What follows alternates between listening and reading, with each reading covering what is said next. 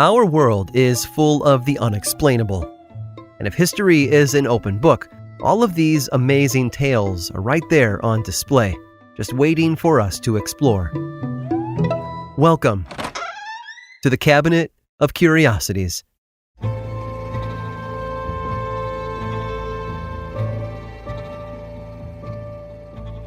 Change is hard. Some people accept it begrudgingly.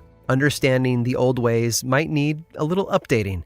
Others fight for what they've always believed in, even if it means losing everything and everyone they know in the process.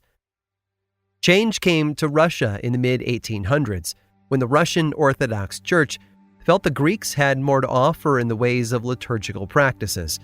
For example, there were differences in how many fingers were used when signing the cross over one's chest. On the whole, the two churches still believed in the same God. The scriptures were all the same. Other than a few minor differences, no significant changes would come to the Russian Orthodox Church, and while it took some convincing, some members eventually got the message. Most, but not all. For the group that called themselves the Old Believers, any change was unwelcome, no matter how small. They wanted nothing to do with the Greek Orthodox Church and considered the proposed changes to be blasphemy. They lived in the shadows for centuries, evading the church's influence and oppression. The church didn't take kindly to dissenters, and many were tortured, imprisoned, and even murdered over the years for refusing to go along with the new ways. And one old believer named Karp Lykov had seen enough. After his brother was killed by Bolsheviks in 1936, Karp took his wife and children away from their home to someplace new, someplace where the church would never find them. They fled into the Siberian wilderness, where Karp built a home for his family out of nearby trees. They had no modern conveniences, no phones, no lights, no plumbing. They made shoes from tree bark and survived on what nature provided, like nuts and berries. When their clothes became too tattered from the elements, they fashioned a new wardrobe out of hemp. One family surviving on their own through harsh Siberian winters sounds impossible, I know, but the Lykovs did it. And they didn't just survive, they thrived. New children were born into the family in the early 1940s, and Karp, along with his wife, Akulina, taught them all they needed to know. They learned how to speak Russian and Old Slavic. They were aware of Russian cities and geography, even though they'd never seen anything outside the forest. Like most fundamentalists, the Lykovs shielded their children from the dangers of the modern world, including anyone beyond their home. Their lifestyle worked for them for some time, until one particular severe winter left them with almost no food. Akulina died of starvation in 1961 after giving her portions of food to her children so that they might survive to see another day. No one had heard from the family for almost 40 years.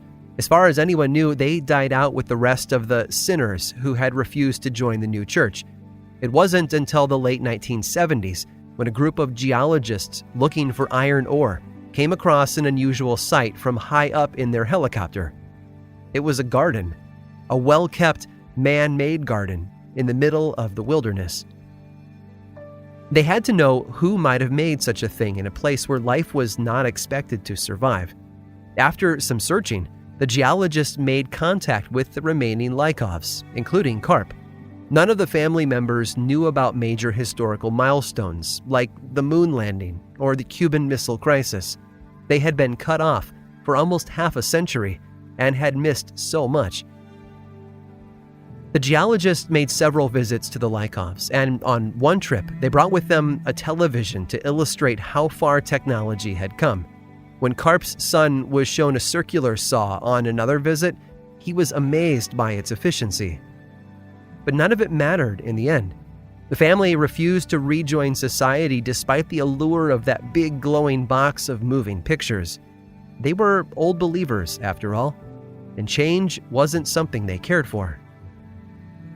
Except for one, the daughter, Agafia. Her brothers and fathers passed away years ago, leaving her the sole remaining Lykov.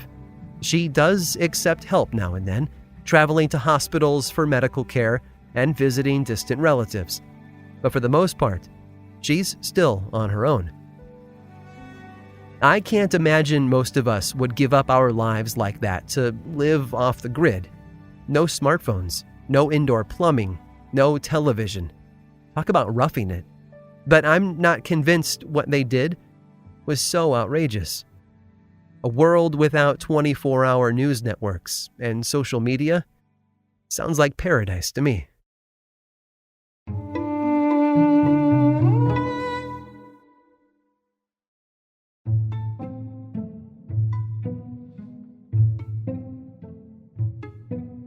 Some people get really into certain holidays. You've seen them around your neighborhood before. The folks who decorate their homes at Halloween and Christmas with lights and animatronic characters. They wait all year, often preparing months in advance in order to make the most of the short time that they have to celebrate. And then there are the holidays we enjoy, but we don't really think too much about, like April Fool's Day. One day a year when no one and no thing can be trusted. One historical figure who loved April Fool's Day the way many of us love Halloween and Christmas was Isaac Bickerstaff. Toward the end of 1707, Isaac had taken issue with the 1708 edition of Marianus Almanac. It was a periodical, like most almanacs, filled with facts and figures to help people navigate their daily lives in the following year. But it was one particular sentiment that rubbed Isaac the wrong way. The almanac's writer, astrologer John Partridge, had made a sarcastic remark about the Church of England, referring to it as the infallible church. Isaac was a devout follower and could not let the statement like that stand, so he concocted a unique plan of retaliation. He would predict John's infallible death over the next year by writing several letters and one eulogy about his demise, to be published months apart leading up to April 1st, All Fool's Day. Bickerstaff published his first letter, the prediction of John Partridge's death by raging fever, in January of that year. The second letter, written not as Bickerstaff but as a government employee, came out that March to confirm Bickerstaff's prediction. An elegy quickly followed suit, more of a poem than a letter, but it put the blame of Partridge's death on both Partridge himself and anyone who bought his almanacs. The hoax took off like a rocket. Mourners gathered outside Partridge's home, crying all night and keeping him awake. No matter what he said, they wouldn't believe he hadn't died. After all, the letters had been printed for the public as a matter of fact. An undertaker even came to his house one day to arrange the drapes for a wake, while the stonemason started carving his gravestone. By that point, though, John Partridge had seen enough and published a letter of his own to dispel the silly hoax once and for all. But it didn't work. No one believed him, especially after Bickerstaff responded, writing, "They were sure no man alive ever to writ such damned stuff as this." I know, it was a real jerk move. Finally, All Fool's Day had arrived, and Isaac Bickerstaff gave up the ghost, so to speak. He published one last piece entitled A Vindication of Isaac Bickerstaff, in which he came clean about the whole charade. John Partridge hadn't died. There had never been a fever. The undertaker and the gravestone and the mourning people outside his home had all been in vain. John Partridge was alive and well, and probably pretty angry. Bickerstaff's shenanigans didn't go unnoticed, though. The founder of the British literary journal, The Tatler, named Bickerstaff his new editor, which wasn't surprising as Isaac had been a contributor to the publication in the past. In fact, Bickerstaff went on to publish numerous works throughout his life, such as essays, pamphlets, periodicals, and even fiction. Mostly satire, of course.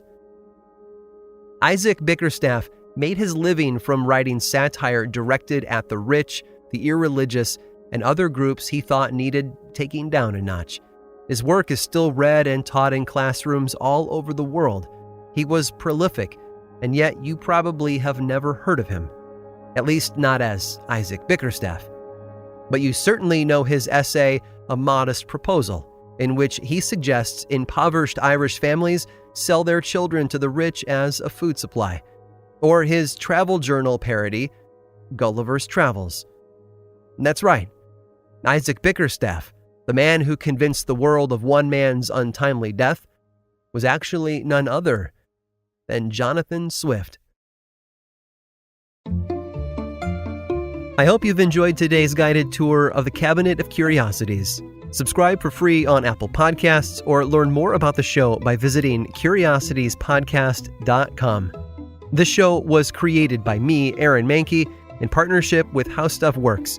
I make another award-winning show called Lore, which is a podcast, book series, and television show, and you can learn all about it over at theworldoflore.com. And until next time, stay curious.